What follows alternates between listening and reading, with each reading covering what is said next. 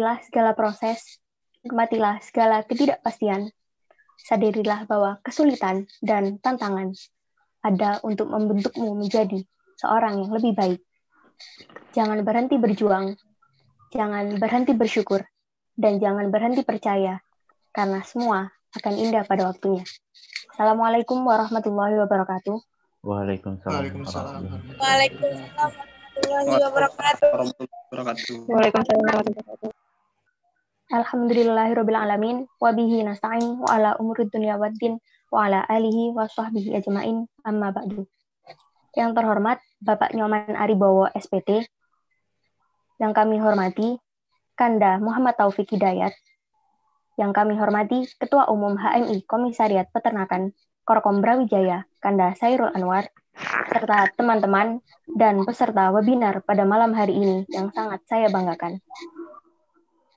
Pertama-tama marilah kita panjatkan puji syukur kehadirat Allah Subhanahu wa taala yang telah memberi kita nikmat dan kesehatan sehingga kita bisa berkumpul pada webinar malam hari ini. Tak lupa salat serta salam semoga tetap tercurahkan kepada junjungan kita Nabi Muhammad SAW yang telah membimbing kita dari jalan kegelapan menuju jalan yang terang benderang, yaitu agama Islam.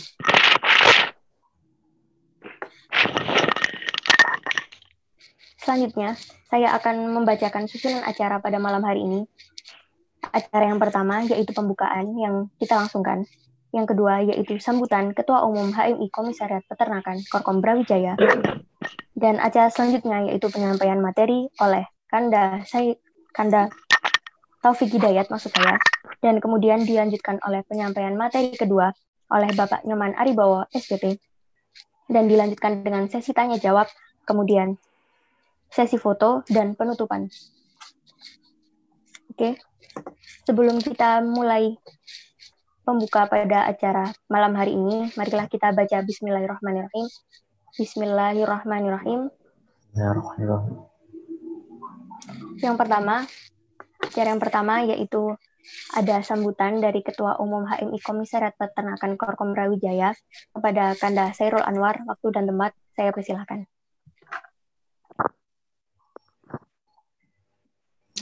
Bismillahirrahmanirrahim. Assalamualaikum warahmatullahi wabarakatuh. Waalaikumsalam warahmatullahi wabarakatuh. Waalaikumsalam warahmatullahi wabarakatuh.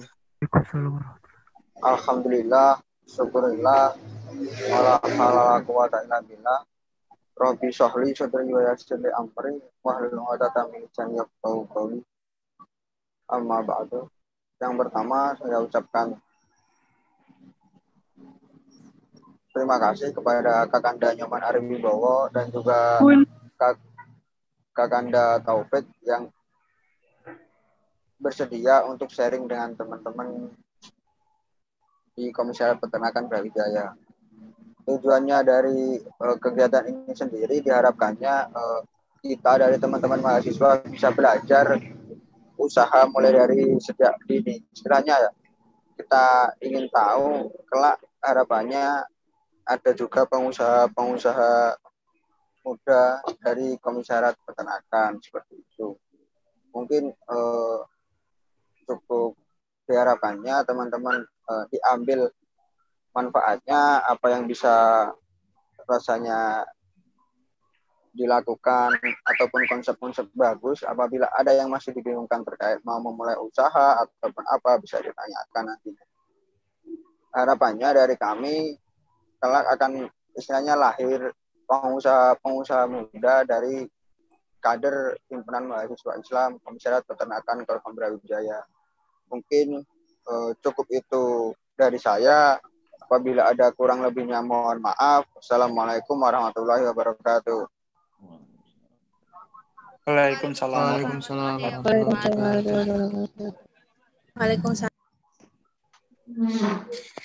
Terima kasih Kanda Sairul Anwar atas sambutannya.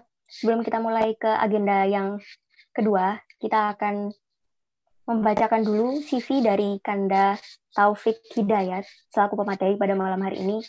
Kanda Taufik Hidayat sendiri aktif di berbagai kegiatan seperti panitia HSN, Dekan Cup, panitia PKK Maba, dan masih banyak lagi. Kanda Taufik ini juga bergabung dalam berbagai organisasi seperti HMI, BEM, dan ISMA Peti. Dan telah mengikuti berbagai macam magang di berbagai tempat. Nah, pastinya para peserta tidak sabar untuk mendengarkan pemateri dan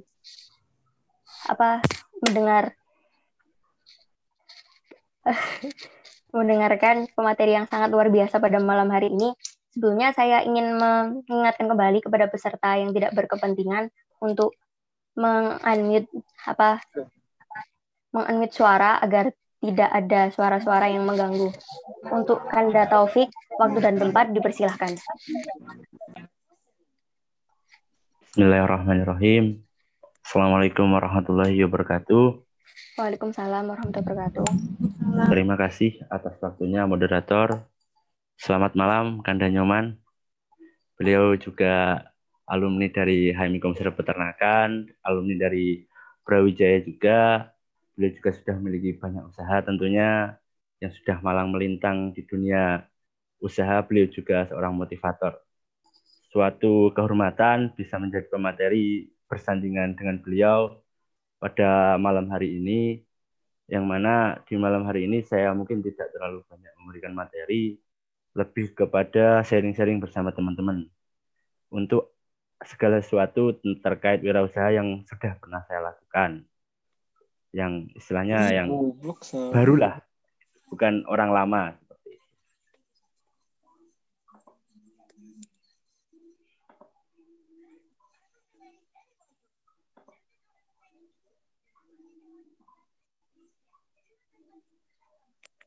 Apakah sudah kelihatan moderator? Kelihatan Kanda, kelihatan. Ya. Nah, ini semua bisa jadi wirausaha muda. Kenapa saya mengambil tagline ini? Karena dari kita semua punya potensi untuk menjadi seorang wirausaha. Terlebih lagi kita semua ini belajar di Fakultas Peternakan, yang mana di Fakultas Peternakan ini yang orientasi nantinya kebanyakan menjadi seorang peternak. Peternak dalam artian bukan hanya peternak biasa, akan tetapi menjadi pengusaha peternakan seperti itu. Karena salah satu tujuan juga kenapa harus menjadi pengusaha peternakan di masa depan, karena kita juga nanti ketika di masa depan ini harus istilahnya seorang anak muda harus mempunyai aset, harus mempunyai nilai lebih seperti itu. Dan salah satunya ini jalannya menjadi seorang wirausaha. Nah, ini membaca peluang bisnis di kalangan mahasiswa, ini saya sharing apa yang telah saya lalui dan saya lakukan. Nah, yang pertama adalah masalah sebagai peluang. Nah, terkait ini adalah pintar-pintarnya kita atau sebagaimana kita harusnya peka terhadap lingkungan, atau di lingkungan sekitar ini perlu apa dan yang kurang ini apa, seperti itu. Dalam artian gini, ketika berbicara tentang peluang, tentunya kita juga harus tahu sebelum ada peluang kan tentunya ada masalah yang sering ada di lingkungan. Teman-teman sebagai mahasiswa kan salah satu tujuan kan juga problem solver, pemecah masalah atau pencari solusi itu. Yang mana ketika berbicara masalah di dunia peternakan khususnya itu sangat banyak. Mulai dari katakanlah terkait masalah swasembada. Kita berbicara tentang protein hewani, ketika berbicara tentang daging rasanya itu belum sampai saat ini belum tercapai. Ketika swasembada protein hewani, insya Allah di kondisi yang sekarang sudah menuju untuk tercapai. Nah, bagaimana kok menuju? Ya, itu kan tugasnya kita bersama sebagai teman-teman mahasiswa yang nantinya akan istilahnya melanjutkan tongkat estafet di dunia peternakan, entah sebagai pengusaha, entah sebagai akademisi, ataupun sebagai pemegang kebijakan seperti itu. Nah, menentukan jenis usaha ini sangat penting, teman-teman. Kenapa menentukan jenis usaha? Ketika teman-teman ini katakanlah biasanya berbicara tentang passion, ada yang passionnya jualan, katakanlah jualan minuman. Nah, itu pun juga menjadi sebuah usaha, karena usaha tidak melulu soal peternakan. Nah, jenis usaha yang bagaimana? Saya rasa semua usaha ini prospek, tergantung dari teman-teman sendiri membaca sebagaimana dan seberapa besar peluang yang akan didapat dari membuka usaha tersebut. Nah, yang ketiga selanjutnya ini membuat rencana atau usaha bisnis. Hal ini sangatlah krusial teman-teman ketika teman-teman ingin berwirausaha, teman-teman tidak serta-merta katakanlah harus yang penting wani, yang penting budal, tidak seperti itu. Teman-teman juga harus membuat plan atau rencana bagaimana katakanlah bisnis yang akan teman-teman jalani ini bisa mencapai katakanlah balik modal itu kapan, dan katakanlah bisa untung berapa, dan targetannya ini apa aja, katakanlah targetan per bulan harus sekian, katakanlah kalau di saya targetannya biasanya per hari dapat berapa kilo. Dan yang selanjutnya yakni realisasi. Ini penting. Kenapa? Karena usaha yang dipikirkan hanya akan menjadi angan-angan teman-teman.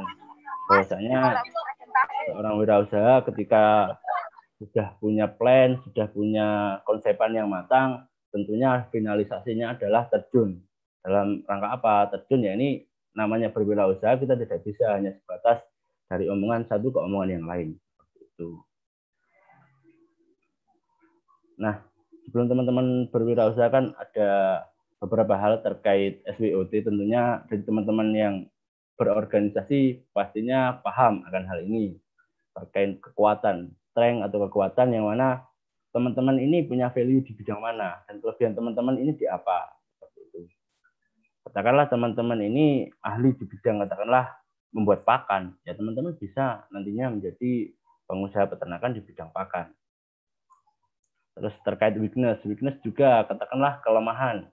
Kelemahan itu ketika berwirausaha, katakanlah berwirausaha makanan. Nah, salah satu kelemahannya adalah makanan ini cepat rusak atau gampang basi.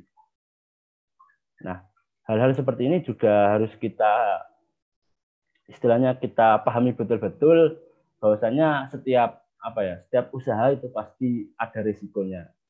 Apapun itu tapi bagaimana kita bisa memperkecil range atau memperkecil sebuah risiko tersebut. Dan yang ketiga yakni opportunity atau peluang. Seorang pengusaha tentunya harus pandai-pandai, harus istilahnya sekreatif mungkin membaca peluang yang ada di depan kita. Katakanlah di masa depan, tentunya kalau di bidang peternakan, kalau masalah peluang saya kira masih cukup lebar dan masih cukup banyak. Karena kebutuhan protein hewani akan semakin bertambah diiringi juga dengan pertumbuhan atau produktivitas manusia. Nah, trait ancaman. Ancaman dalam berwirausaha ini ada banyak teman-teman, terkait kalau dalam artian ancaman finansial, ancaman keamanan di tempat teman-teman usaha juga harus teman-teman analisis dengan betul-betul. Katakanlah kalau membuat kandangnya juga harus ada pagar dan sebagainya. Kenapa? Ancaman ini juga tidak hanya berasal dari manusia, kadang-kadang juga katakanlah kalau usaha yang petelur atau berkaitan dengan telur itu biasanya pasti salah satunya munculnya ya adalah tikus atau hewan pengerat tersebut. Nah, memulai usaha di era 5.0 atau kolaborasi, bahwasanya di masa saat ini eranya sudah era kolaborasi, yang mana ketika di masa depan nanti atau saat ini sampai masa depan, teman-teman ini tidak bisa bekerja hanya teman-teman dengan satu bidang. Katakanlah teman-teman peternakan bekerja dengan teman-teman peternakan.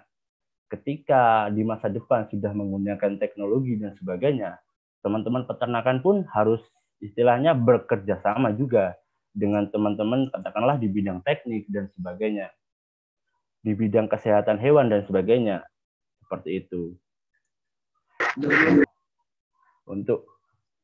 Yang kedua kan jenis usaha dan market. Nah, ketika teman-teman berbicara tentang usaha, jenis usaha seperti yang saya sampaikan tadi, bahwasanya ada banyak jenis usaha seperti itu. Kebanyakan kan ketika berbicara usaha ini katakanlah dijual kemana dan sebagainya. Nah, hal-hal seperti ini harus kita antisipasi dari awal. Ketika kita katakanlah membuat usaha, kalau saya dari usaha tangan puyuh ini, ketika usaha sudah jadi, kita sudah punya. Ini telurnya dijual ke siapa, dan nantinya biar ketika usaha berjalan, kita itu tidak bingung, ini dijual kemana, ke siapa, dan sebagainya. Harus jelas dalam artian usahanya apa dan marketnya siapa, pasarnya ini siapa. Seperti itu. Dan selanjutnya bisnis plan seperti halnya tadi, mulai dari modal, terus nanti penyusutan, seperti halnya teman-teman belajar tentang ekonomi produksi peternakan, hal-hal seperti ini juga harus dipahami. Karena berkaitan juga dengan, katakanlah, teman-teman usaha ini tidak asal buka dan tidak asal, katakanlah, yang penting jalan. Teman-teman juga harus mempunyai istilahnya apa ya, rencana jangka panjang. Ketika sebelum rencana jangka panjang ini kan teman-teman juga harus punya target, entah target harian, mingguan, bulanan, atau target tahunan, seperti itu. Dan yang keempat tentunya tim. Ketika berbicara tentang kolaborasi, berbicara juga tentang sebuah kerjasama. Kerjasama yang bagaimana? Kerjasama ketika kita sebagai seorang tim, atau apa ya, kita seorang di dalam tim, ya kita harus bisa menempatkan diri seberapa porsi kita, dan bagaimana kita harus berinteraksi dengan kawan-kawan kita, seperti itu. Karena saya rasa ketika teman-teman belajar di organisasi terkait tim ini, saya rasa sudah mempunyai banyak bekal, mempunyai banyak istilahnya pengalaman tentang kerjasama, tentang teamwork, dan sebagainya. Dan yang terakhir ini adalah lakukan. Kembali lagi bahwasanya usaha itu tidak hanya sebatas planning, tidak hanya sebatas diceritakan dari satu ke teman yang lain. Teman-teman juga harus merealisasikan. Kenapa? Karena usaha yang direalisasikan itu ya seperti halnya tadi, tidak akan menjadi angan-angan. Karena di masa depan juga teman-teman ini setidaknya harus punya aset, punya sesuatu biar hidup, biar katakanlah mandiri dalam finansial dan tidak bergantung terusnya kepada orang lain. Kepada orang lain ini seperti apa? Katakanlah kalau kita bekerja sebagai pegawai atau dan sebagainya, kita juga harus mengikuti aturan dari katakanlah pimpinan atau yang punya pegawai. Kalau kita jadi pengusaha, tidak. Kita yang katakanlah kita yang melakukan, kita juga yang tahu seperti apa dan bagaimana kita harus membawa ini ke depan. Seperti itu. Nah, selanjutnya terkait membentuk mental wirausaha, ini mungkin yang sudah saya lalui, teman-teman. Bahwasanya yang pertama harus ada niat dan tekad. Kenapa? Segala sesuatu yang diniatkan dengan baik, insya Allah pada nantinya juga akan berakhir dengan baik, seperti itu. Niat dan tekad. Dan tekad ini biasanya anak-anak muda, ketika berbicara anak muda ini punya tekad yang sangat kuat dalam hal apapun. Ketika selagi tekad teman-teman ini di hal yang positif, ya monggo dilanjutkan. Yang kedua, yakni semangat. Nah, anak muda juga harus semangat dalam hal apapun. Ketika teman-teman sudah berwirausaha, teman-teman tidak bisa katakanlah leha-leha. Teman-teman harus punya target. Di tahun pertama saya harus bagaimana, di tahun kedua saya harus bagaimana, dan sebagainya. Karena ketika berbicara tentang usaha, teman-teman harus berprogres. Dalam artian berprogres, ya katakanlah besok harus lebih baik daripada hari ini. Seperti itu. Tekun dan ulet. Nah, ini yang menjadi sebuah tantangan yang besar juga, terutama kepada saya. Terkait tekun dan ulet, bahwasanya ketika berbicara tekun, ini dilakukan secara terus-menerus. Istilahnya, teman-teman ini secara kontinu melakukan hal-hal yang berkaitan dengan wirausaha yang sudah teman-teman katakanlah geluti, teman-teman sudah terjun di dalamnya. Seperti itu. Dan ulet ini ketika ada masalah, teman-teman juga tidak mudah menyerah dan sebagainya. Ketika ada masalah, dan di setiap masalah itu pasti ada solusi. Ketika berbicara tentang masalah, teman-teman adalah orang-orang yang katakanlah problem solver, pemecah masalah. Sebanyak apapun dan seberat apapun masalah itu pasti ada jalan keluarnya. Untuk yang selanjutnya, yang keempat, yakni disiplin. Nah, ini mungkin bedanya seorang pengusaha dan katakanlah pegawai ya. Ya di tengah disiplin ini. Ketika kuliah katakanlah jam 8 baru bangun. Katakanlah seperti itu. Ketika teman-teman punya usaha, katakanlah usahanya barang hidup. Entah ayam, entah puyuh, entah kambing, entah sapi. Teman-teman harus bangun lebih pagi. Karena katakanlah jam 6, setengah 7, itu sudah memberi pakan. Ketika teman-teman tidak disiplin, bangunnya agak siang atau kesiangan bahkan, dan itu tidak makan, dan ketika panen atau apa hasilnya kurang maksimal, ya itu adalah mungkin salah satu dari akibat yang teman-teman lakukan karena kurang disiplin. Dan yang kelima, ini pantang menyerah. Nah, pantang menyerah ini harus bagaimana? Ketika namanya berwirausaha itu pasti ada pasang surutnya, pasti ada katakanlah masalah, pasti ada katakanlah problem dan sebagainya, banyak sekali. Nah, ketika teman-teman menyerah, teman-teman ini melupakan satu hal. Teman-teman sudah berjalan sejauh apa? Jangan pikirkan masalahnya sebesar apa, tapi yang teman-teman pikirkan, saya sudah berjalan sejauh ini, kenapa harus menyerah? Itu yang menjadi katakanlah, yang saya tanamkan ke diri saya juga seperti itu. Saya sudah berjalan sejauh ini. Ketika saya menyerah, saya harus membangun lagi dari nol. Saya harus membangun lagi dari awal. Dan itu membutuhkan waktu yang cukup lama, teman-teman. Dan yang terakhir adalah kreatif dan inovatif. Nah, ini adalah ciri-ciri anak-anak muda dengan ramahnya teknologi dengan kita, ya monggo kita manfaatkan dengan baik, kita manfaatkan dengan istilahnya betul-betul dalam artian hal yang positif, kreatif dan inovatif. Bagaimana katakanlah usaha kita itu mempunyai ciri-ciri khusus. Katakanlah dalam hal entah kemasan, entah kualitas dan sebagainya. Kita juga harus mempunyai orientasi pada kreatif dan inovatif. Karena salah satu yang membuat kita terus berkembang, membuat kita terus istilahnya ada, ya karena katakanlah kalau dulu 10 tahun yang lalu kameramen dan helikopter, mungkin sekarang sudah pekerjaan mereka sudah diambil oleh yang namanya drone, istilahnya kamera pantau yang otomatis lewat remote. Dan secepat itu teman-teman, katakanlah ketika kita tidak kreatif, tidak inovatif, maka kita sendiri yang akan hilang. Seperti halnya katakanlah Nokia. Nokia pada zaman dahulu, ya siapa yang tidak kenal Nokia dengan katakanlah teknologinya yang memulai tentang pasar handphone di Indonesia, dan sekarang pun hilang karena mungkin kurang berinovasi. Nah, itu mungkin sedikit yang saya sampaikan. Mungkin ini adalah saya mengutip dari sang maestro pengusaha atau wirausaha yang mungkin sudah teman-teman kenal juga, yakni bisnis yang bagus adalah bisnis yang dikerjakan, bukan yang ditanyakan terus.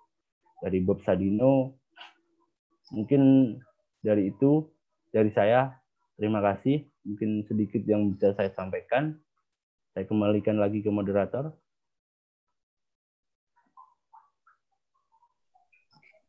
Terima kasih Kanda atas penyampaian materi yang sangat inspiratif dan luar biasa. Selanjutnya, sebelum kita beralih ke pemateri yang kedua, saya ingin mengingatkan kembali kepada peserta agar meng-mute voice-nya agar tidak mengganggu jalannya diskusi pada malam hari ini. Kemudian kita akan beralih ke pemateri yang kedua, yaitu Bapak Nyoman Aribowo.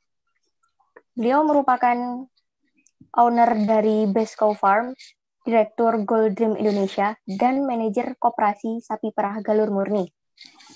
Baik, tanpa basa-basi lagi, kita akan sambut Bapak Nyoman Aribowo. Kepada Bapak Nyoman Aribowo, waktunya saya persilahkan.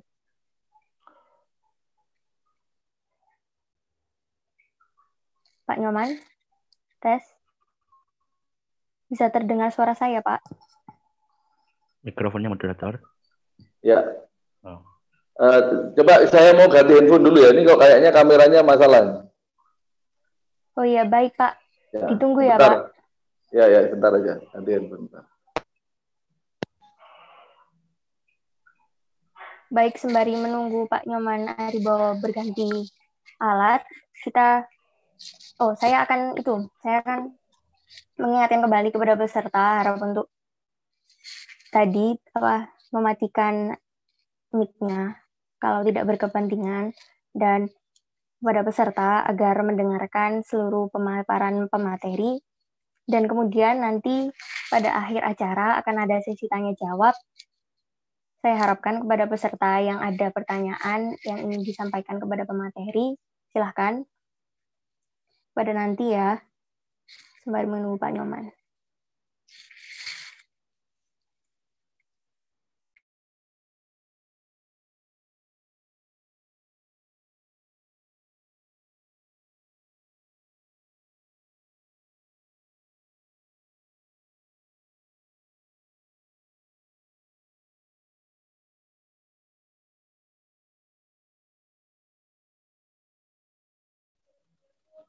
Ya, Dek, halo. Ya, Pak. Bentar ya, saya minta waktu sebentar ini biar kok nggak bisa masuk ya yang handphone satunya ya. Iya, Pak. Untuk itunya ya, untuk kameranya ya, Pak. Ini kamera saya kelihatan ya masalah ya, merah gitu ya. Iya, gitu Pak. Ya? Berwarna merah, Pak.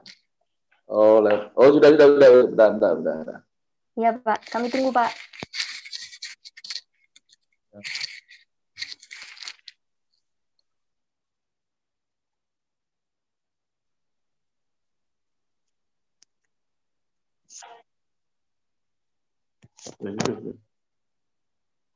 Merah juga itu? Kok merah juga? Hah?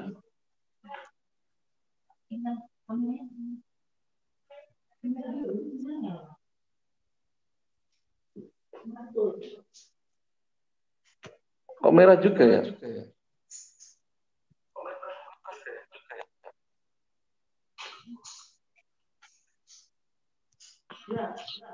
Merah tetap itu?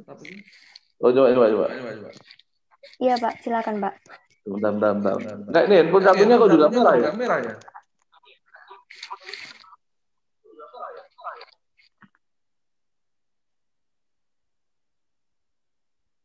Sudah, Pak. Sudah bagus, Pak. Kelihatan ya? Iya, kelihatan, Pak. Bagus, Pak.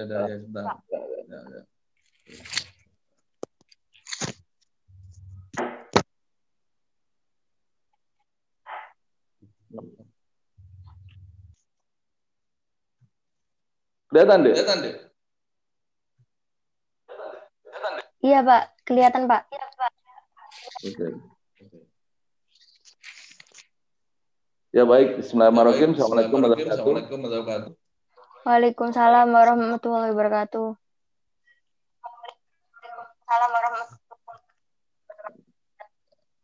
Ya, terima kasih atas kesempatannya.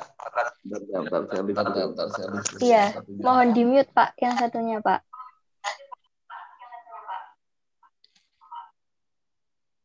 Oke, sudah ya? Ya, sudah, Pak. Terima kasih, Pak. Baik, bismillahirrahmanirrahim. Assalamualaikum warahmatullahi wabarakatuh. Nah, alhamdulillah. Waalaikumsalam warahmatullahi wabarakatuh. Alhamdulillah, nahmaduhu wa nasta'inuhu wa nastaghfiruh.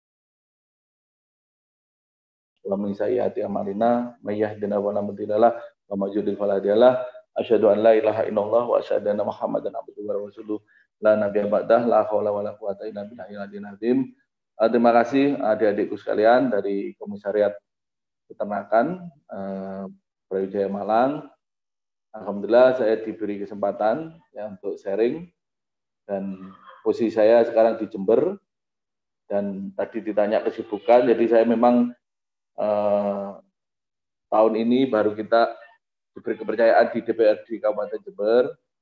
Kebetulan ini lagi rame-ramenya demo, jadi kita berhadapan dengan adik-adik sendiri demonya ini. Nah, soal bisnis, saya memang bergerak di sapi perah, tapi sebenarnya tidak hanya sapi perah ya. Jadi bisnis utama saya itu justru trainer. Jadi kita punya lembaga Go Dream Indonesia, itu bergerak di bidang pelatihan, motivasi, kemudian konsultan di perusahaan, kemudian kita juga perdagangan. Nah, yang terakhir juga kaitannya dengan sapi perah. Ya. Nah, soal tadi yang disampaikan Adinda kita, soal bisnis, wirausaha, nah, saya akan menyampaikan sesuatu yang simple, yang mungkin bisa dibuat pengalaman. Jadi saya merumuskan dari apa perjalanan saya. Kita unmute ini, teman-teman.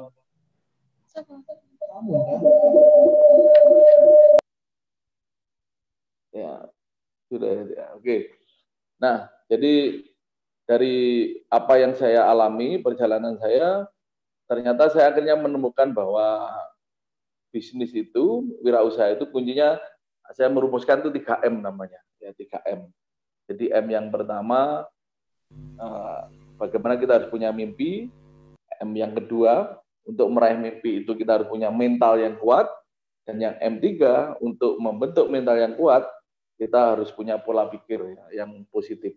Nah, jadi 3M. Jadi saya mungkin ini nggak ada di buku, tapi ini hasil dari apa yang saya alami sendiri. Ternyata untuk sukses apapun, ya, di dunia apapun, apalagi di dunia wirausaha, kuncinya ya 3M tadi. Ya, 3M tadi bahwa orang harus punya mimpi. Untuk meraih mimpi ini harus punya mental yang kuat. Untuk membentuk mental yang kuat, ini harus punya mindset yang baik, ya, yang bagus, dan atau yang positif. Nah, mimpi itu apa? Mimpi itu sesuatu yang besar, yang di luar logika kita. Jadi orang entrepreneur itu dia berpikirnya tidak menggunakan logika, tapi menggunakan keyakinan. Jadi cara bergerak dia, sikap-sikap dia, itu adalah sikap-sikap yang selalu justru mengandalkan pada keyakinan, bukan pada logika. Ya, jadi mimpi itu sesuatu yang di luar logika kita, di atas logika kita. Jadi misalkan kalau kita kuliah, kalau kita punya keinginan lulus itu bukan mimpi, itu logis saja. Tapi ketika kita bicara kuliah, kemudian kita pengen sebelum lulus sudah punya mobil misalkan, nah itu baru mimpi. Jadi mimpi itu sesuatu yang besar, sesuatu yang di luar logika kita. Nah, kemudian untuk meraih mimpi itu diperlukan mental yang kuat. Kenapa? Karena memang kendala utama kita sukses adalah pada mental, ya, pada mental kita. Nah, misalkan begini, apa itu mental? Saya kasih ilustrasi sederhana, ya, saya kasih contoh sederhana. Misalkan kayak anak kecil mau belajar sepeda, ya, mau anak kecil belajar sepeda. Jadi orang kalau mentalnya kuat, kalau orang itu, anak itu mentalnya bagus, ya, dia begitu ada sepedanya, dia pengen segera ngambil sepedanya, kayuh, ya, kemudian jatuh bangun, jatuh bangun, jatuh bangun. Ya, dia nggak akan berhenti, nggak akan menyerah. Tapi kalau orang yang mentalnya lemah, dia untuk pegang sepedanya saja, dia sosok yang memang membuat dia ini berani untuk memegang sepedanya. Apalagi dia mengayuh, apalagi dia melakukan, itu ragu-ragu, cemas, khawatir, dan lain-lain. Dan begitu dia jatuh, ya, dia akhirnya mengamini apa yang dia yakini. Dia kan betul kan jatuh, nah, akhirnya dia tidak mau mencoba lagi, dan akhirnya dia pada posisi yang ya tidak mau belajar lagi. Nah, jadi ada orang yang sampai dia bisa sampai tua tidak bisa naik sepeda, ya, itu faktornya bukan karena teknis, bukan karena apapun, tapi karena persoalan pada mentalnya. Jadi ada orang yang sampai tua, sampai meninggal mungkin nggak bisa naik sepeda, tapi ada orang banyak yang bisa naik sepeda. Dan yang perlu dipahami, tidak ada ceritanya orang belajar naik sepeda langsung bisa. Pasti dia ngalami jatuh dulu. Sama dengan orang belajar renang, dia juga pasti ngalami yang namanya minum air kolam renang.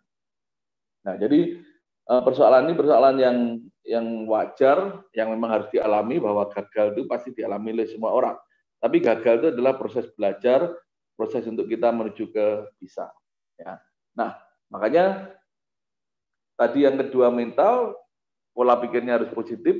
Jadi orang kalau menghadapi apapun problemnya, ya, apapun masalahnya, dia selalu melihat hal positifnya, tidak melihat hal negatifnya. Sehingga orang kalau berpikir positif, selalu yang muncul adalah semangat, yang muncul adalah dia senang, yang muncul dia adalah bisa menikmati, ya, dan dia akhirnya kreatif. Ya.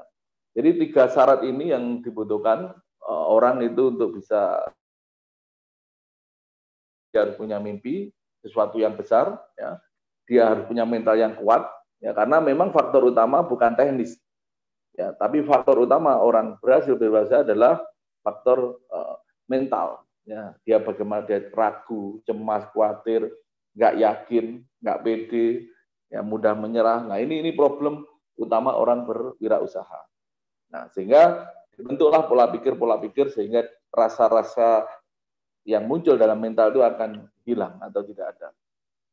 Nah, jadi 3 hal ini teman-teman, hal mendasar yang dibutuhkan orang untuk sukses berwirausaha. Jadi 20% aja soal teknis ya. Misalkan mau usaha apa ya, itu penentunya 20%, tapi yang 80% justru soal mentalitas. Nah, ini yang justru teman-teman yang berada di organisasi biasanya mental ini sudah dibentuk dari awal. Ya, jadi bagaimana kita jadi orang pede, jadi orang yakin, ya. Kemudian jadi orang juga kita tidak mudah menyerah, kreatif menghadapi tantangan apapun. Nah, ini kita sudah dibentuk di organisasi ya sejak mahasiswa. Nah, ini yang mungkin insya Allah mental teman-teman yang sudah biasa berorganisasi akan sangat berbeda dengan mental orang yang belum biasa berorganisasi. Nah, itu ya 3M tadi, syarat utama orang untuk bisa berwirausaha. Nah, kenapa tadi saya bilang orang entrepreneur itu selalu mengandalkan keyakinan bukan logika? Karena logika itu terbatas. Ya. Kalau kita mengandalkan logika kita itu terbatas. Misalkan saya kasih contoh, waktu kita SD, melihat pelajaran kakak kita yang SMP, apalagi SMA, misalkan melihat matematika, pasti pikiran kita, logika kita nggak nyampe. Nah, kalau kita nuruti logika, ternyata SMP itu sulit. Ternyata tuh SMA lebih sulit lagi. Kayaknya saya nggak mampu, kayaknya saya nggak bisa. Jadi logika itu hanya mampu, hanya bisa kalau dia sudah ngalami. Kalau dia belum ngalami, dia pasti tidak mampu, tidak bisa. Jadi seorang entrepreneur harus punya mimpi, tidak mengandalkan logika, karena yang diandalkan adalah keyakinan. Ya, itu sekali lagi yang perlu saya sampaikan. Dan soal pilihan bisnis, teman-teman, bisnis itu tidak tergantung pada jurusan, ya. Apapun yang dekat dengan potensi kita, dekat dengan peluang kita, itu yang kita ambil. Kebetulan saya, karena saya suka organisasi, suka mengelola SDM dan lain-lain, akhirnya saya bergerak di pelatihan. Nah, jadi yang utama bisnis saya pelatihan. Kenapa? Yaitu potensi yang paling dekat dengan saya. Ya. Nah, setelah berjalan, akhirnya silakan kita mau mengembangkan di bisnis yang lain, mau berkolaborasi, mau bekerjasama dengan siapapun, itu silakan. Tapi yang jelas bahwa bisnis itu tidak tergantung pada jurusan kita, ya. Memang kebetulan saya punya peternakan sapi perah juga, karena itu ya kaitannya passion aja, kaitannya hobi saya, dan itu juga terkait dengan kepentingan saya juga yang memang menampung banyak orang untuk bisa beraktivitas bersama-sama. Nah, jadi itu hal yang mendasar bagaimana kita memulai usaha. Nah, dalam konteks memulai usaha tadi, makanya orang kalau memulai usaha, jangan mengandalkan logika, jangan banyak mikir. Justru orang kalau mau memulai usaha, jalan aja. Sama saya kasih ilustrasi begini, kita belum pernah ke Jakarta, ya. Diminta ke Jakarta, misalkan alamatnya Gang Mojopahit, Jalan Mojopahit, Gang 5 nomor 10. Kita di Malang misalkan. Ketika kita belum pernah ke sana, kita suruh cerita, pasti tidak bisa. Logika kita pasti tidak bisa menceritakan apapun, ya, karena kita belum pernah ke sana. Dan akhirnya kita cenderung cemas, takut, khawatir untuk melangkah ke sana. Kenapa? Karena mengandalkan logika. Tapi kalau kita mengandalkan keyakinan, ya kita berangkat saja tanpa cemas sama khawatir. Karena apa? Problemnya ketemu di jalan, solusinya juga akan ketemu di jalan. Dan akhirnya apa? Pasti kita nyampe. Ya, meskipun nanti kita keliru jalan, mungkin kita harus balik, mungkin kita harus banyak bertanya, mungkin kita harus istilahnya beristirahat dulu dan seterusnya, banyak hal, tapi akhirnya kita nyampe. Nah, jadi itu sebuah ilustrasi yang memang harus dibongkar hari ini oleh adik-adik saya semua, bahwa apapun di depan kita, masa depan kita itu harus kita bangun dengan keyakinan, ya, dengan membangun mimpi, bukan dengan mengandalkan logika. Karena logika pasti kita tidak berani menginginkan sesuatu yang besar, tidak berani menginginkan sesuatu yang di luar batas logika kita.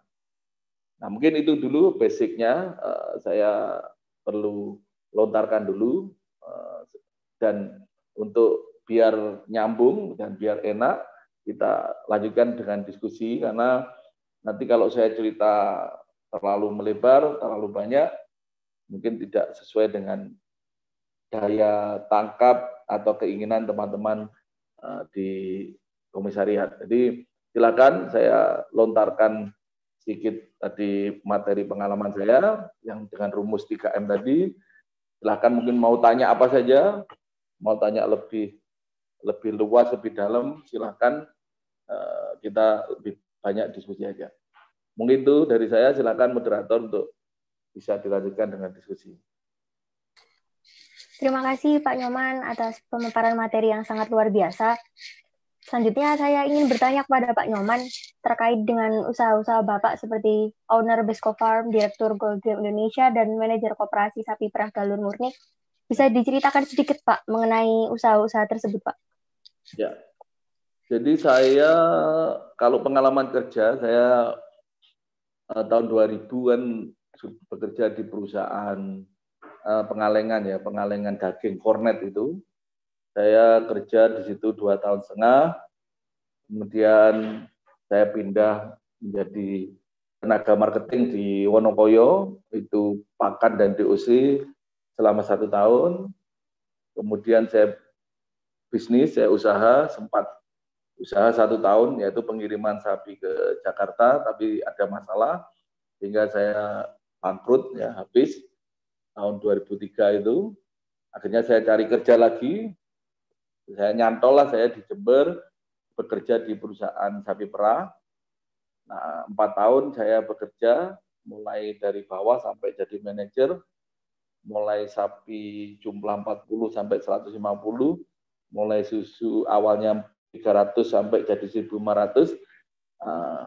Akhirnya 4 tahun di situ saya ya merasa mentok, ya, artinya tidak bisa berkembang lagi. Akhirnya saya keluar lagi dan saya merintis usaha awal, ya justru tadi usaha pelatihan tadi, karena ternyata banyak teman-teman ketika ngobrol diskusi dengan saya kok merasa apa yang saya sampaikan tuh bisa diterima dengan mudah, enak, dan akhirnya saya sering suruh ngisi di karyawannya perusahaannya teman-teman.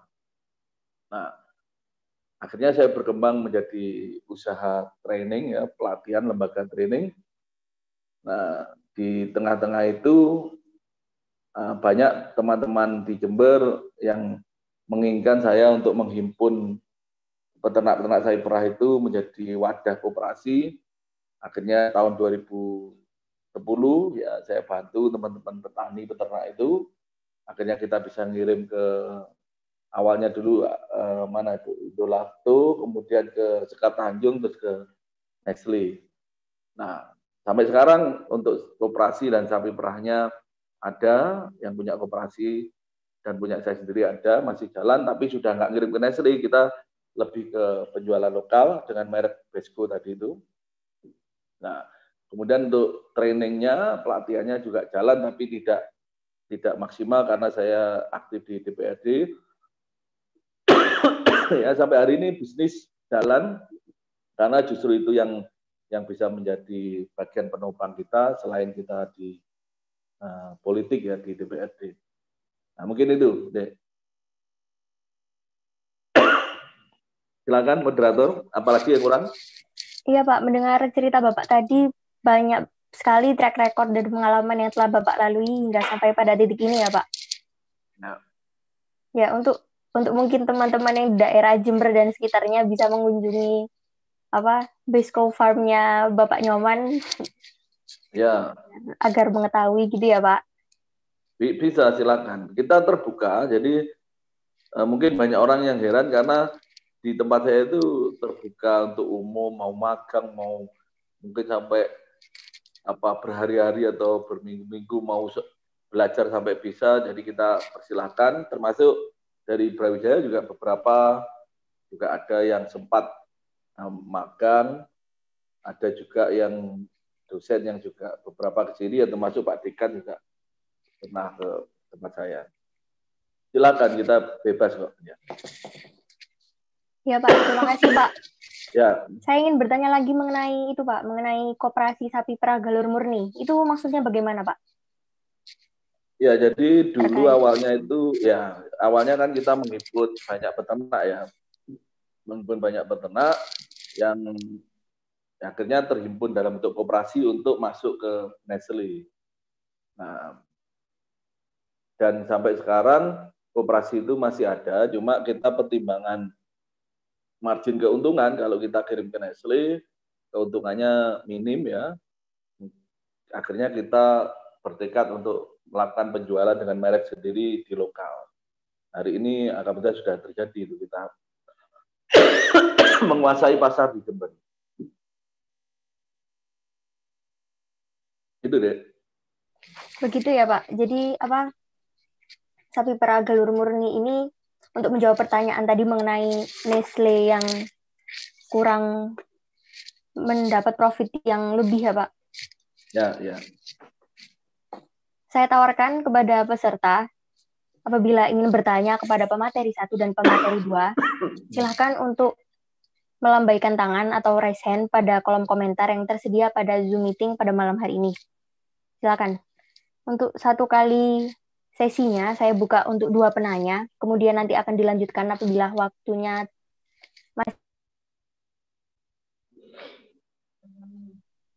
Silakan bagi peserta yang ingin bertanya kepada 2 pemateri kita yang sangat luar biasa pada malam hari ini. Silakan untuk mengirimkan raise hand pada kolom chat di Zoom pada malam hari ini. Ya, baik. Ada 1 penanya, Pak. Ini dari Indah Fitria Pangesti. Untuk Yunda Indah Fitria Pangesti, bisa diaktifkan kameranya dan meng-unmute voice-nya, kemudian bertanya kepada pemateri yang dituju. Saya persilakan. Yunda Indah. Ya. Selamat malam. Terima kasih atas kesempatannya. Saya izin bertanya kepada kedua pemateri hari ini yang sangat luar biasa sekali. Masuk. Minta pendapat dari Pak Nyoman maupun Kanda Taufik, bagaimana sih strategi awal untuk memperkenalkan bangun yang kita produksi gitu, karena kan kita kan juga posisinya masih awal untuk merintis atau posisinya masih pra startup gitu. Nah, untuk meyakinkan masyarakat atau orang-orang sekitar terhadap produk baru yang kita tawarkan itu, apakah ada strateginya? Seperti itu. Terima kasih.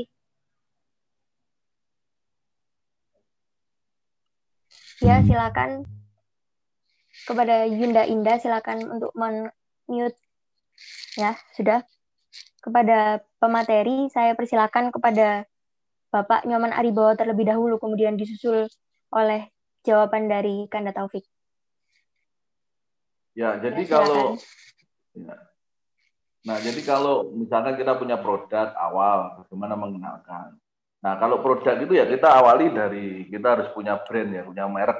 Ya. Jadi kita harus punya merek, sehingga merek itu yang akan membedakan atau membuat orang itu kenal ya dan melekat. Jadi merek ini, kekuatan merek ini bagaimana kita merek itu akhirnya bisa masuk ke bawah sadar konsumen. Nah, masuk ke bawah sadar konsumen ini banyak cara ya, tapi intinya bagaimana merek itu merek dari produk kita itu mudah diingat, ya, punya keunikan. Nah, apalagi kalau kita bisa menjadi the first. Jadi saya kasih contoh begini. Jadi kalau kita mau unggul dalam persaingan, itu ada tiga cara ya. Bagaimana kita bisa menjadi the first, jadilah yang pertama. Ya, kenapa? Contoh kayak kita Aqua gitu ya. Orang kalau yang pertama itu masih masuk ke bawah sadar konsumen. Ya, coba nanti adik-adik saya tes saja ya. Kalau produk to the first, pasti itu masuk ke bawah sadar orang. Nah, apa yang disebut bawah sadar? Nanti adik-adik tidak usah mikir ketika saya tanya, mesti jawabnya otomatis itu. Ya, coba saya tes ya.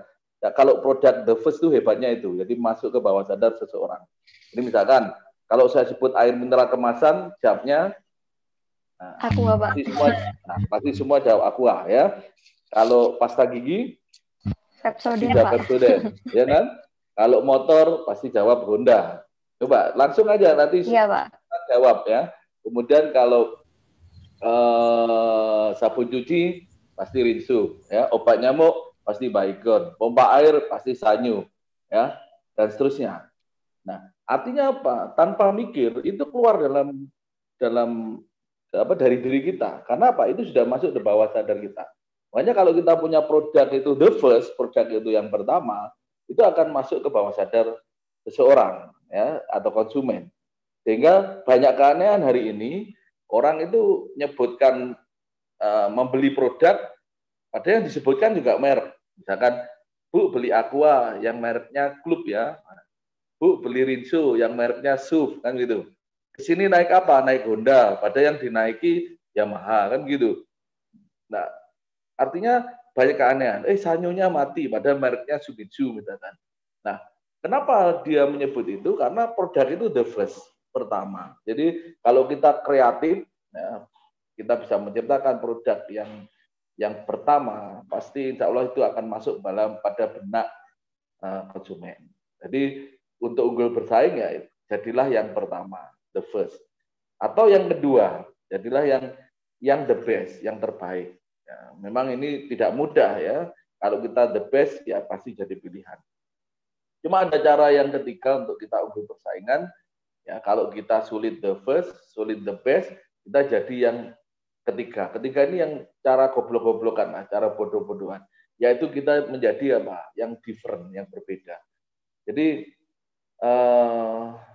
kalau kita bisa menjadi yang berbeda, orang itu akan tertarik pada kita.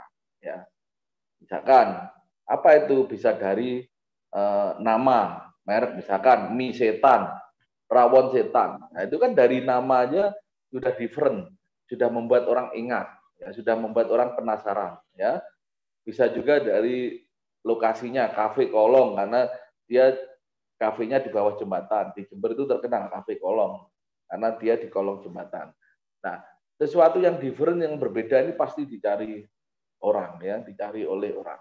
Nah, jadi 3 tips tadi, kalau kita mau punya produk yang unggul, ya jadilah yang the first, yang pertama. Kalau nggak bisa, jadilah yang the best atau yang terbaik. Kalau nggak bisa lagi, minimal the first nggak bisa, the best nggak bisa, kita masih bisa unggul dengan menjadi yang different, menjadi yang berbeda. Nah, jadi itu berbeda berarti kuncinya ya kreatif, ya, kita harus sangat kreatif. Mungkin itu. Ya, terima kasih Bapak Nyoman atas jawaban dari pertanyaannya Yunda Indah tadi. Silakan untuk Kanda Taufik menjawab pertanyaan dari Yunda Indah. Ya, Mas moderator, terima kasih atas kesempatannya terkait dari pertanyaan tadi. Bahwasanya di sini pun katakanlah saya juga masih mempelajari terkait pola seperti itu, pola branding, pola pemasaran yang efektif dan efisien. Mungkin yang ingin saya bagikan terkait mungkin nanti apa ya? Bagaimana kita bisa katakanlah untuk menarik minat orang, bahwasanya kita jual produk ini dan ini. Apa yang kita tawarkan? Yang pertama mungkin tentang kualitas. Biasanya ada produk yang menjual tentang kualitas dan kuantitas. Yang satunya ada yang katakanlah jual produk tentang kualitas, walaupun itu kecil, walaupun itu apa katakanlah biasa, tapi dia katakanlah menjual rasa. Nah di situ kan punya branding tentang rasa. Nah itu kalau tentang kualitas. Kalau tentang kuantitas dan sebagainya, biasanya ada di apa mungkin hal-hal yang apa biasanya kan ada yang katakanlah original dan ada yang KW. Nah, dari 2 hal itu kita bisa melihat kalau kita katakanlah jual kualitas, ya kita fokus pada kualitas. Insya Allah pada suatu hari nanti ketika kita bisa bermain tentang inovasi, tentang kreativitas, produk kita pun akan dikenal dengan yang namanya produk tentang kualitas. Seperti itu. Terkait untuk mengenalkan yang kedua, ini yang mungkin dengan membuat katakanlah testimoni atau iklan, kalau mungkin bagi yang masih kecil, kalau yang sudah besar mungkin bisa iklan secara besar-besaran, entah di TV, dimanapun itu. Kalau masih kecil kan biasanya testimoni dari teman satu ke teman yang lain. Nah, apalagi teman-teman ini kan anak-anak mahasiswa, apalagi ikut organisasi. Tentunya banyak sekali teman-teman yang katakanlah bisa diajak kerjasama untuk hanya sekedar share dan sebagainya pun itu sudah bisa mengenalkan ke khalayak ramai. Kayak gitu kalau dari saya. Terima kasih, moderator. Ya, terima kasih Kanda atas jawaban dari pertanyaannya. Bagaimana kepada Yunda Indah? Yunda Indah, apakah ada feedback dari jawaban dari kedua materi kita pada malam hari ini? Alhamdulillah sudah terjawab. Terima kasih buat Pak Nyoman dan Kanda Taufik. Kalau diizinkan saya mau tanya satu lagi. Gimana moderator? Apakah boleh? Oh iya, Yunda, silakan Yunda. Baik, terima kasih atas kesempatan yang kedua. Menurut Pak Nyoman dan Kanda Taufik, untuk mendirikan usaha itu kita lebih baik membangun dengan orang lain atau dengan teman sendiri, menurut sudut pandang dari Pak Nyoman maupun Kanda Taufik. Ya, terima kasih Yunda atas pertanyaan yang kedua tadi. Pertanyaannya sangat bagus sekali. Saya persilakan kepada Kanda Taufik dulu mungkin untuk apa kali ini ya. Silakan Kanda Taufik untuk menjawab pertanyaan dari Yunda Indah. Ya, saya persilakan. Terima kasih moderator atas kesempatannya untuk terkait pertanyaan membangun usaha bersama orang lain atau teman sendiri. Tentu kalau apa yang sudah saya lakukan tentu lebih enak dengan teman sendiri. Itu yang pertama. Kenapa? Karena kita sudah tahu teman kita itu seperti apa. Dalam artian mungkin kebiasaannya, mungkin katakanlah hal-hal yang plus minusnya dari dia itu kita sudah tahu. Itu kalau kita katakanlah dengan teman sendiri. Ketika ada lagi susah juga sama-sama ada, kalau lagi senang juga ada. Kalau kita dengan orang lain kita belum tentu bisa mendapatkan hal tersebut. Karena di usaha apapun bersama siapapun teman-teman juga harus tahu kita berpartner dengan siapa, kita nanti bekerja sama dengan siapa. Ya, 1-2 hal itu juga mempengaruhi katakanlah untuk keberlanjutan kerjasama, untuk keberlanjutan bisnis bersama teman-teman juga. Ketika ada komunikasi yang baik, ada koordinasi yang baik, insya Allah untuk terkait membuka bisnis bersama teman atau bahkan katakanlah teman satu komisariat, teman satu kelas, teman satu kampus, atau teman satu kos, itu lebih enak dan lebih katakanlah untuk kedepannya ketika bicara cerah, insya Allah cerah. Itu jawaban singkat yang bisa saya sampaikan. Terima kasih, moderator. Ya, saya persilakan untuk Bapak Nyoman Aribowo untuk menjawab pertanyaan tadi. Pertanyaan Yunda Indah yang kedua. Ya, luar biasa. Jadi memang kita kalau mau besar memang harus berkolaborasi, bekerja sama. Jadi kalau kita hanya mengandalkan kekuatan sendiri, itu insya Allah sulit ya kita untuk besar. Bisa jalan, tapi sangat terbatas kalau kita hanya mengadakan kekuatan sendiri. Nah, kalau kita mau besar, ya silakan kita bisa bekerja sama dengan siapapun, ya, baik teman maupun orang lain. Tapi kuncinya adalah profesional. Ini yang sulit. Nah, jadi kalau kita mau kerjasama, yang harus kita kedepankan adalah profesionalitas. Bagaimana kita melakukan apapun dalam bisnis itu ya semuanya harus profesional.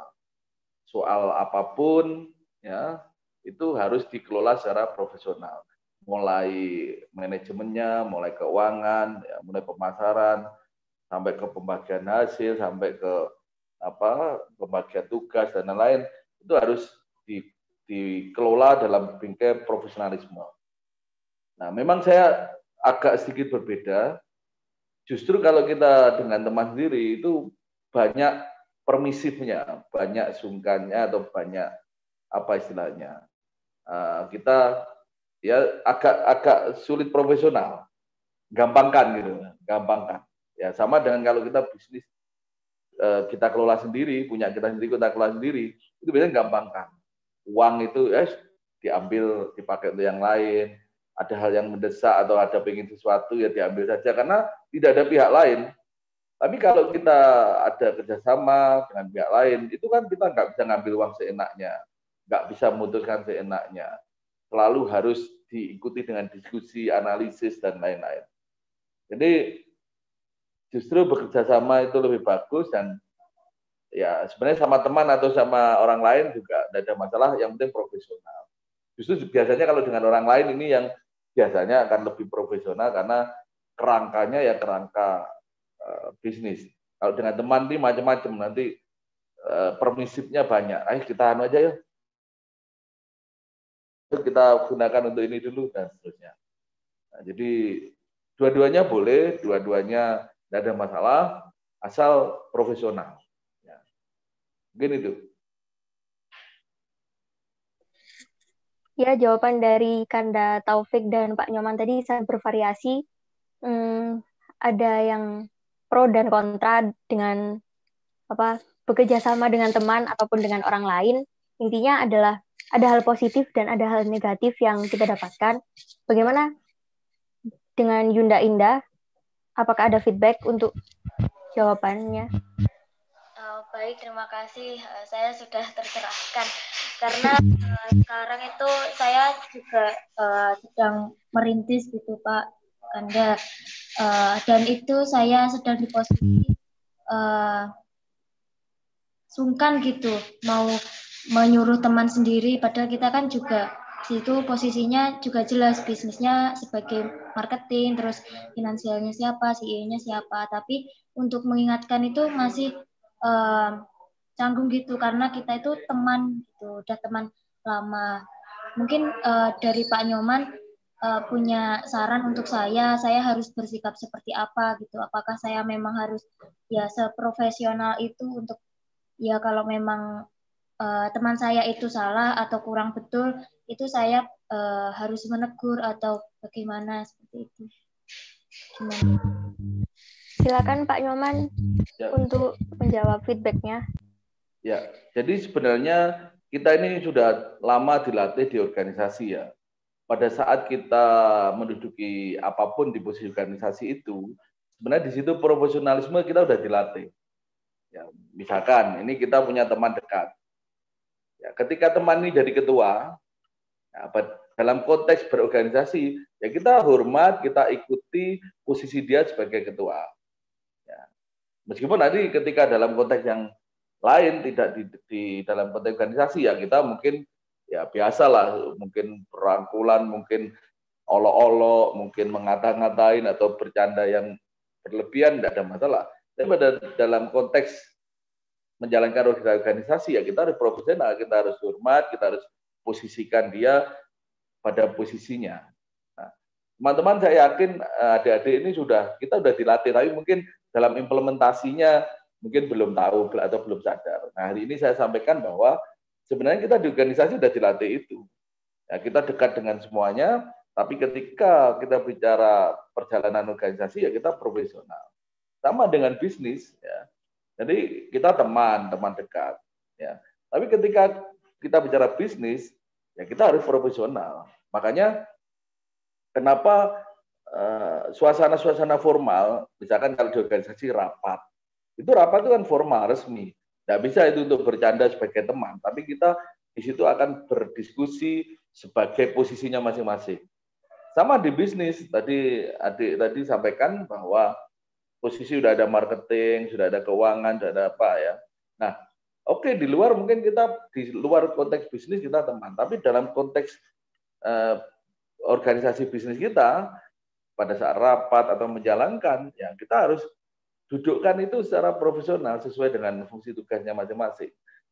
Sungkan dan lain-lain itu tidak boleh ada. Ya. Jadi kalau orang profesional itu, dulu saya waktu di pekerjaan saya pertama, saya umur masih mungkin 25-26, tapi waktu itu saya dipercaya sebagai ketua tim di perusahaan yang anggota saya, anak buah saya itu orang manajer-manajer yang posisinya di atas saya, usianya juga jauh, tapi pada tim khusus waktu itu ya, saya ditunjuk ketua, ya saya harus profesional dan mereka juga profesional ke saya.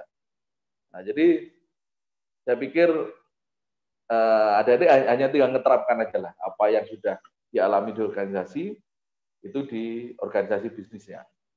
Saya pikir mudah itu kalau orang sudah pengalaman organisasi. Ya, gitu moderator. Ya, terima kasih Bapak Nyoman atas jawaban dari pertanyaan Yunda Indah tadi. Kemudian saya akan mengingatkan kembali kepada peserta yang masih mematikan kameranya agar dapat mengaktifkan, agar kita bisa bertemu layaknya secara langsung. Ya, saya persilakan kepada peserta yang masih mematikan kameranya, harap segera dihidupkan. Dan kita akan beralih ke pertanyaan kedua, yaitu dari Yunda Tiara. Yunda Tiara, bisa terdengar suara saya? Bisa, Yunda. Ya, silakan Yunda. Silakan mengajukan pertanyaan.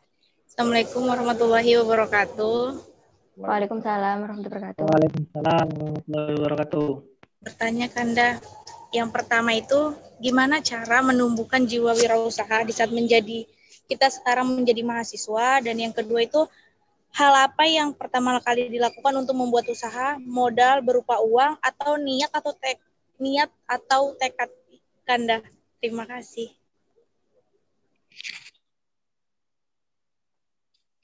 Ya, kalau saya boleh bertanya kepada Tiara ya, ini pertanyaannya ditujukan kepada Kanda siapa? Kanda Taufik atau bagaimana? Kalau untuk dua-duanya boleh atau tidak, Kanda Yunda Fia? Iya, boleh. Untuk Kanda, ya, untuk Kanda Taufik silakan untuk menjawab pertanyaan dari Yunda Tiara terlebih dahulu. Kanda Taufik, kepada Kanda Taufik. Ya, moderator, terima kasih. Ya, saya mencoba menjawab pertanyaan untuk menumbuhkan jiwa wirausaha ya. Kalau dari pengalaman saya sendiri, ketika menumbuhkan jiwa wirausaha, mungkin salah satunya saya dapatkan dari komisariat. Kenapa? Karena di komisariat juga pada saat itu kebetulan jadi anggota bidang di salah satu bidang tentang kewirausahaan. Setelah itu menjadi ketua bidang, di situ saya juga istilahnya katakanlah belajar dalam berwirausaha. Artinya di agenda-agenda komisariat itu ada agenda jualan, ada agenda katakanlah yang berbau-bau dengan wirausaha. Dari situ pun saya belajar bahwasanya ketika berwirausaha ini ternyata seru, ketika berwirausaha ini ternyata menarik, dan mungkin bonusnya ya katakanlah mendapat profit dan sebagainya. Hal-hal seperti ini yang menjadi katakanlah untuk menumbuhkan jiwa wirausaha. Sebenarnya jiwa wirausaha itu ada di setiap orang, tergantung kembali lagi pada orangnya. Saya ini enggak katakanlah mengeksplor keinginan saya untuk berwirausaha dan sebagainya, seperti itu. Nah, terkait tadi bahwasanya untuk memulai usaha katakanlah ada uang dulu dan sebagainya. Kalau dibalik katakanlah harus ada usaha dulu baru ada uang. Seperti halnya yang dikatakan Bob Sadino. Nah, kalau kita hanya menunggu uang dulu baru kita usaha, ya katakanlah kalau kita masih mahasiswa nggak punya uang ini, ya kita nggak akan berwirausaha sampai kapanpun. Bahkan katakanlah ketika kita lulus, sudah bekerja, katakanlah uang kita cukup, katakanlah cukup untuk hidup, untuk cukup memenuhi kebutuhan sehari-hari. Kalau kita katakanlah untuk standarisasi lah, saya harus punya uang 10 juta untuk berwirausaha ini, itu, dan sebagainya. Ketika belum punya uang segitu, saya nggak mulai wirausaha. Ya teman-teman nggak akan memulai wirausaha sampai kapanpun. Coba dibalik, katakanlah kita harus punya usaha dulu.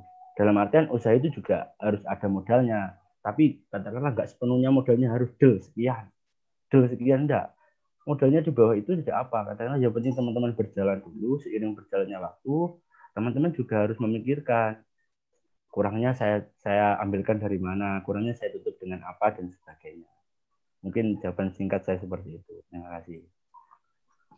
Iya, terima kasih kepada Kanda Taufik atas jawaban dari pertanyaan yang sangat luar biasa. Selanjutnya, Bapak Nyoman, silakan untuk menjawab pertanyaan dari Yunda Tiara. Ya, jadi membangkitkan jiwa wirausaha. Sebenarnya yang pertama harus dibangun kesadaran kita bahwa dunia yang paling memungkinkan kita untuk mendapatkan sesuatu yang di luar batas ya, atau istilahnya suatu yang bisa mungkin tidak biasa yang orang dapatkan ya di wirausaha.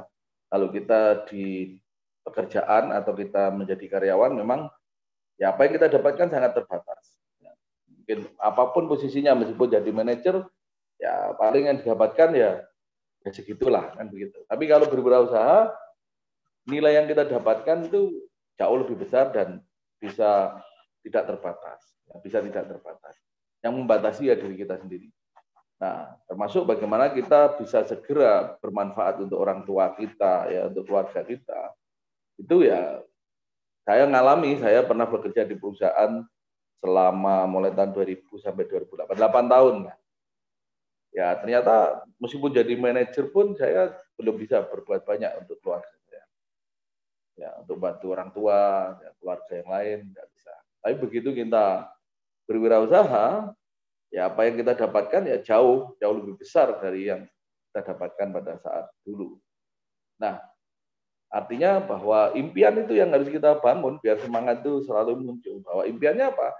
Ya kita ingin mendapatkan sesuatu yang besar dan kita ingin segera mengabdi atau membalas budi baik atau pengorbanan orang tua kita selama ini. Ya, kemudian kita juga ingin berbuat lebih banyak untuk orang tua dan keluarga kita, apalagi untuk masyarakat, ya dunia wirausaha ini menjadi tujuan utama kita.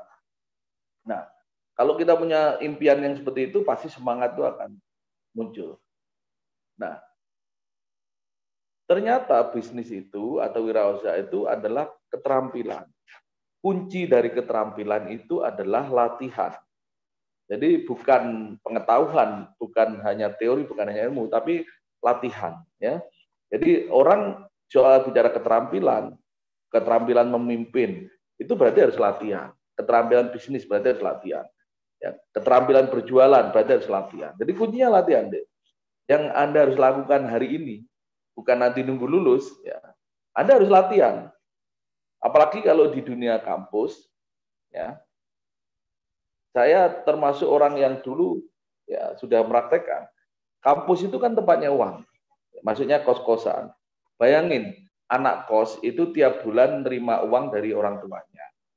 Ada yang 1,5 juta, 2 juta, 2,5, 3 juta tiap bulan dan habis. Makanya daerah sekitar kampus itu pasti ekonominya bagus. Kenapa? Tiap bulan ada uang datang dari mana-mana dan habis di situ. Mungkin kalau di sekitar Ketawang Gede itu bisa 50 miliar per bulan.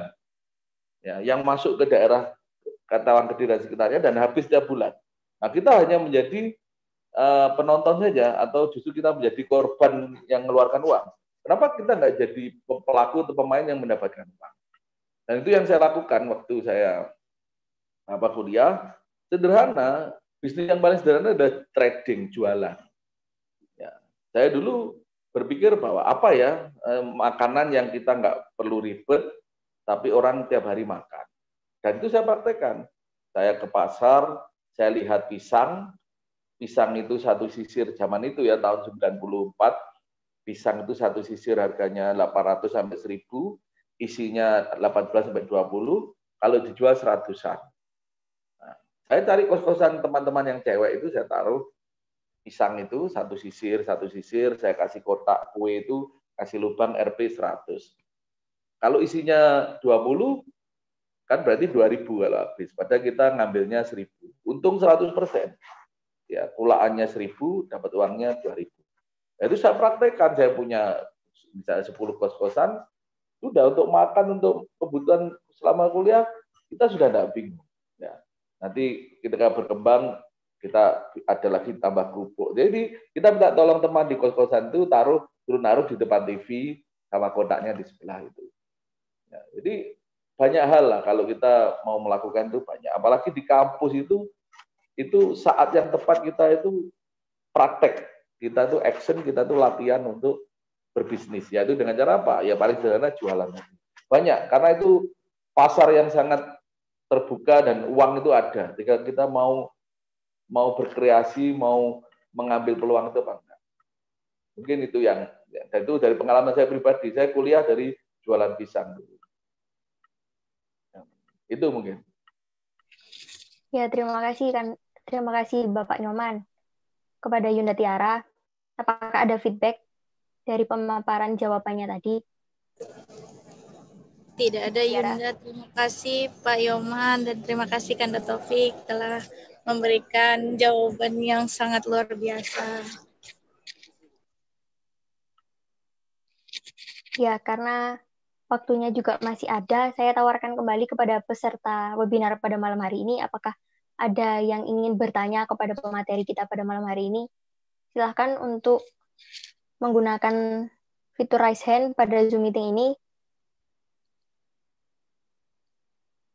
Apabila ada yang ingin ditanyakan kepada peserta saya izinkan untuk bertanya kepada para pemateri dengan mengaktifkan fitur raise hand terlebih dahulu. Sudah, apakah tidak ada?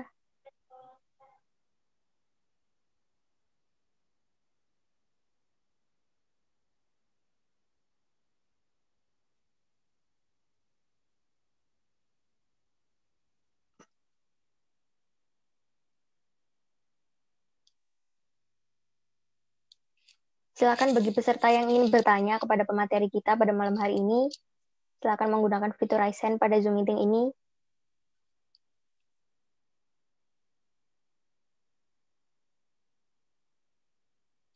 Sepertinya sudah tidak ada yang ingin bertanya lagi. Saya akan menyimpulkan pemaparan pemateri pada malam hari ini. Anak muda harus memiliki akses, salah satunya menjadi pengusaha yang menjawab berbagai persoalan, memaksimalkan peluang pasar, dan memasang target untuk sukses di era 5.0 kolaps pada era ini, yaitu dengan memiliki 3M, yaitu mimpi, mental yang kuat, dan mindset yang positif. Karena hal hebat tidak pernah datang dari zona nyaman, layaknya permata yang perlu ditempa sebelum menjadi sesuatu yang indah. Saya Via dari HMI Komisariat Peternakan Korkom Brawijaya mengucapkan terima kasih kepada panitia, pemateri, serta peserta yang turut bergabung dan mensukseskan acara pada malam hari ini. Apabila ada salah ucapan atau salah perbuatan, saya mohon maaf. Saya mengucapkan terima kasih dan saya mengingatkan kepada peserta bahwa setelah ini akan ada sesi foto bagi peserta. Mohon jangan meninggalkan Zoom meeting pada malam hari ini terlebih dahulu sebelum sesi berakhir. Dan sampai jumpa pada webinar Komisariat Peternakan selanjutnya. Wabillahi taufiq walhidayah, waridho wal inayah. Wassalamualaikum warahmatullahi wabarakatuh. Waalaikumsalam warahmatullahi wabarakatuh.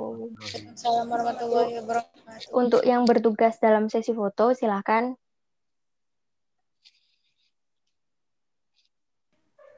Silakan dimohon kepada seluruh peserta bisa dihidupkan kameranya.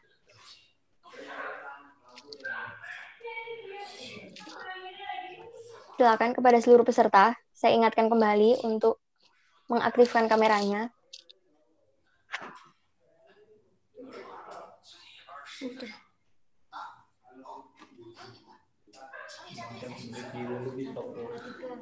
Satu, dua, tiga. Sudah, terima kasih teman-teman. Ya, karena Sama Yunda. selesai sesi fotonya, saya persilakan kepada peserta dan pemateri. Saya ucapkan terima kasih telah mengisi materi pada malam hari ini, atas pemaparan materi yang luar biasa, dan atas cerita-cerita inspiratif yang dapat kita ambil dan akan diterapkan di kemudian hari. Terima kasih kepada Kanda Taufik dan Pak Nyoman Aribowo sekali lagi. Terima kasih dan saya persilahkan untuk meninggalkan Zoom meeting ini. Terima kasih dan selamat malam. Terima kasih Pak Nyoman. Yuk, terima kasih Mas. Assalamualaikum. Waalaikumsalam Pak. Waalaikumsalam Pak.